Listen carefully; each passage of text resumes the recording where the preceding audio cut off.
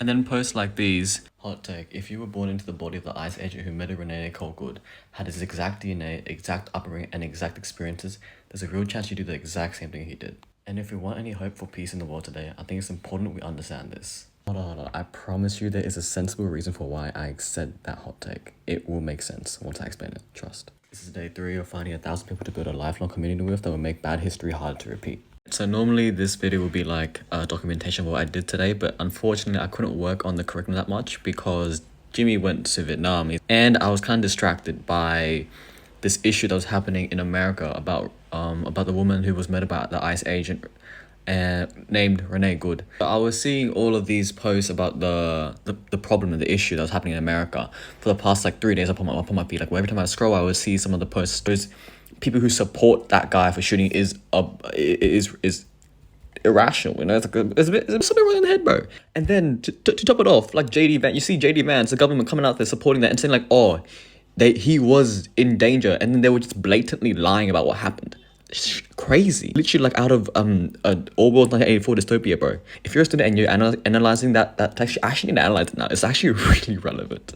You will see a lot of connections from that book to current America. I can't lie. Anyways, so I would be scrolling through like the comment section, and this is one of the comments that came up in the different videos that I watched, and it's about some guy saying, "So blessed that I'm not American. They have lost their humanity." Right?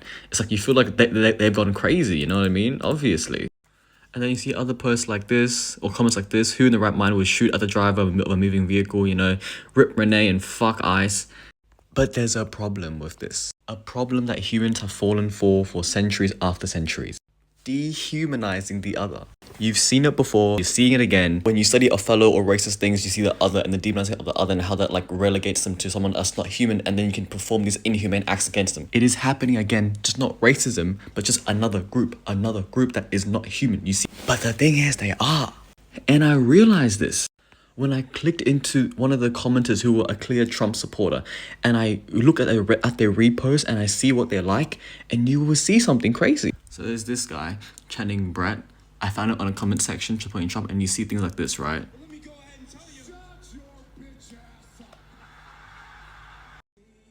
And then posts like these, you start to get a sense for where his political opinions are. But then you see this. Telling everybody not to worry, I was gonna make. And then I saw this. Someday I might have to leave this world without getting a chance to tell you goodbye. I just want you to know that all my happiest memories are with you. They are human. They have children, and he's a father of these children, and he wants to be the best father for them. They are human. They're not inhumane. What I've realized is happening is that we are being divided. It's that same plan, divide and conquer. It's not left versus right, it's top versus bottom. You've seen those videos. And I thought I knew that. I thought I understood that, but I still fell victim to it. Why?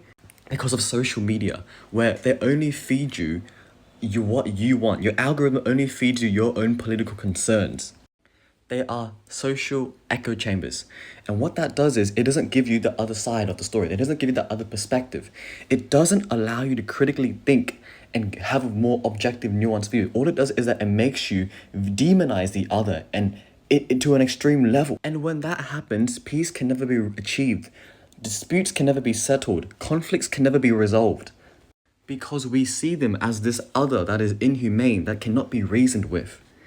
When we can definitely reason with them if we can just come together on these shared goals, which are our children, right? Caring for our children. Those are like what every person will care for. Children, child. If we can just unify and come together, group ourselves upon this shared common goal of making the world a better place for our children, then we can start from there and then resolve our differences. But with what's happening right now that I'm seeing on social media, and I fall victim to it, is that it doesn't care about these common goals. All it does is it just amplifies the extreme differences between us. And that's how we're being conquered. And so what I decided to do is do something called, I don't know, I call it espionage, becoming a double agent or whatever. I'm starting to follow these accounts now. And so even though I don't agree with any of these things, and a lot of the stuff that I watch kind of irks me off. It's like, damn, how do you think like that? I still watch it nonetheless because I know that they are human and that they don't think they're evil, right? The most important thing to get from this, the most important lesson that I've learned so far in understanding other people and resolving conflicts is to have the understanding that nobody thinks of themselves as a villain of their own story, right? That guy, that account that I saw, that was like commenting, supporting the shooter, the ICE shooter, right? He doesn't think that he's evil. He thinks that he's actually onto something. He's actually right. He's not unreasonable. It is just that his experiences that were given to him made him believe these kind of irrational things. But he's not consciously doing it with the malicious intent to make the world burn. What social media does is that it makes it a me versus you argument, where it's just me, the supporter of the left side, versus the right side supporter. And it conflates you hating that person entirely, when in actuality, you are not demonizing them entirely because that person has a family, right? You do not demonize how they take care of their family, right? It's more accurate to look at like this. You don't like their thoughts. You don't like certain beliefs that they have, right? You don't not dislike the thoughts in and of itself, but because of that, you dislike the thoughts which came from the experiences, right? This is important to note. Their experiences is what shaped them to then have these beliefs and then take these actions off these beliefs. That is why in the beginning, I was saying, if you were born in their shoes with their exact experiences, you would have the exact same beliefs and thoughts as the eye shooter. I'm not saying it's a good thing to do. I am saying it's wrong. I 100% agree. What I am saying is that we should stop focusing on the person and instead look at the experiences and what led him to become that person and the thoughts that he has right now. Because you can demonize him all you want, but that won't actually get anywhere. That doesn't actually do anything. All it does is just channel your anger somewhere to release it. Nobody is going to look online and see all of this hate and then automatically think, oh, I'm wrong. If you're getting criticized on the internet all over the news, you are not going to change. It's not going to do anything. And so that is why you flip the code into an us versus problem. So this is what I've been doing with all of my relationships, not just girlfriends, but also like friends in general. This is what I've seen work best to solve these conflicts. You unite you and the other person you have differing view with on a shared goal, right? So here it could be making the world a better place for the children, right? This is the children. This is the common goal that unites you together.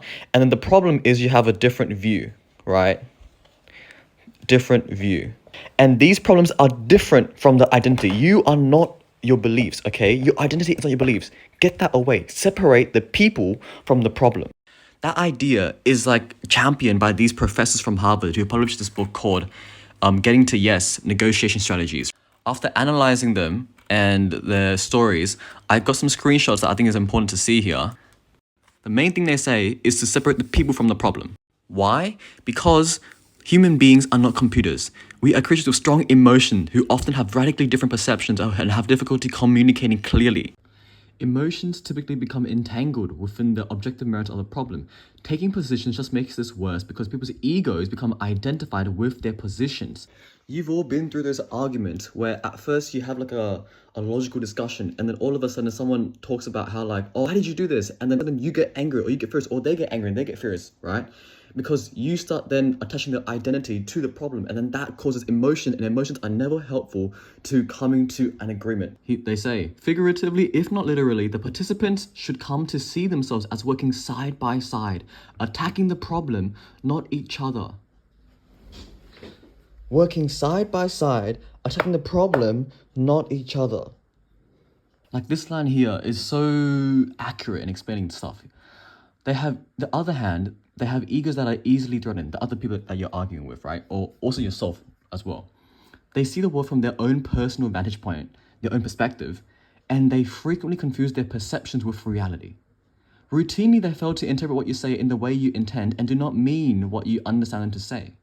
So when you're in that argument and then you say something and then they completely misinterpret it and then you're like, that's not what I meant. But then they're like, oh, but that's how you said it. And then that just becomes an argument between like, oh, but so what you say?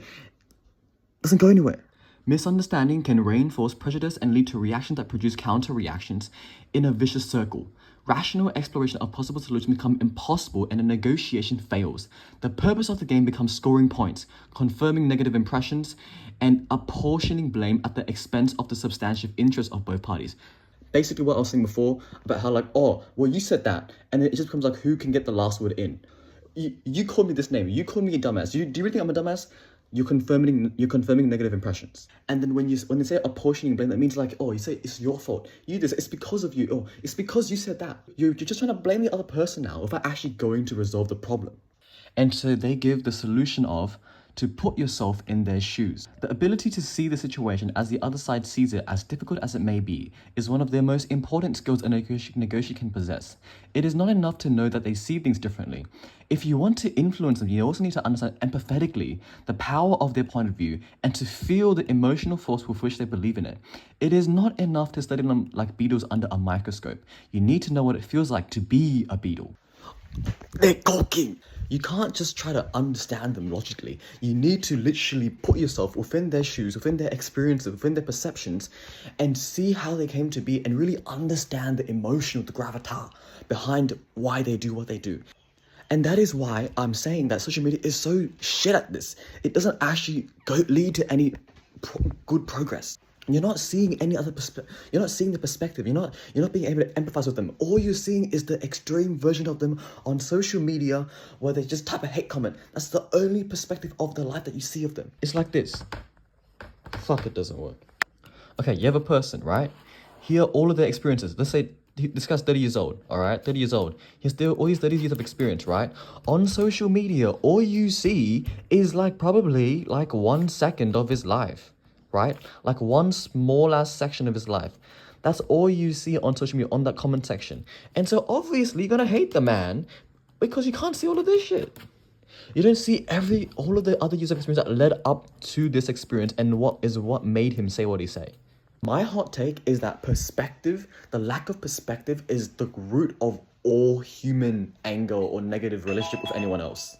If we lived in a world where we could just understand everyone's experiences and perspectives entirely just by looking at them, then I think there will be much, much, much less issues in the world. Continue to give advice on this, right? To accomplish this task, you should be prepared to withhold judgment for a while as you try on their views. You put on what it feels like to be them, right? Act. They may well believe that their views are as right as strongly as you believe yours are. And so what I've started to do is create a folder that I called espionage, baby. Basically, it's where I follow different accounts that have the opposing view of me, right? And I follow them, so I see them. The incident that took place in Minnesota where a woman lost her life. This is the angle that is trending. You see what took place from behind her vehicle. And this is the other angle. Tell me what you think. The officer was well within his right. She tried to run him over. I saw that and I was losing it, but I had to withhold judgment so I can understand the emotional force with which he says that. I need to look over his account to see what makes him say. I need to analyze. You need to analyze them. You need to see what the perspective is, bro. Like, look at this post, okay? A masterclass in propaganda. 1 photo, 0 context. The caption says, terrorize innocent man. The reality, he grabbed the officer's weapon moments earlier, and that's pepper spray, not a firearm. This is how outrage is manufactured. So this is a photo showing, obviously, ICE agent threatening a man, and this is part of the people. And so this is on more the left side, right? Then this photo is saying that this is propaganda, right? Both sides are critiquing each other for propaganda. Do you see how we are having the same issues? And then I started following this guy as well. iWenster, 300k followers. You scroll through his feed. He's obviously a Trump supporter, you can tell. Well, you'll see, even a patriot. I mean, it doesn't take much to see. But you see here, family, right? These are human beings, bro. And not gonna lie, I was watching through one of his videos, and I see his points. Like, at first, I was pissed off at what he was saying. He was saying some crazy shit, and I was not in alignment with that. But he still says on some other stuff about how, like, this is all a distraction. Like, he himself says they are dividing and conquering us. He himself is saying that, and I understand that, and I agree with that, right? And so in that one video that I saw, there were many different points that he made, right? And I disagreed with one of them, and at first I was like just hating on him. I didn't want to listen to him, but that's just your emotional short circuit impulses. Okay, we are not beasts anymore. We can override them, right? And so logically, you can realize that, oh, I can disagree with some of his points that he made in there, but then also agree with some of his other points in there, right? Because he is still a reasonable human being. Most of the people that we think are just like evil human beings, they are reasonable human beings. But yeah, that was my rant. It's a very long video.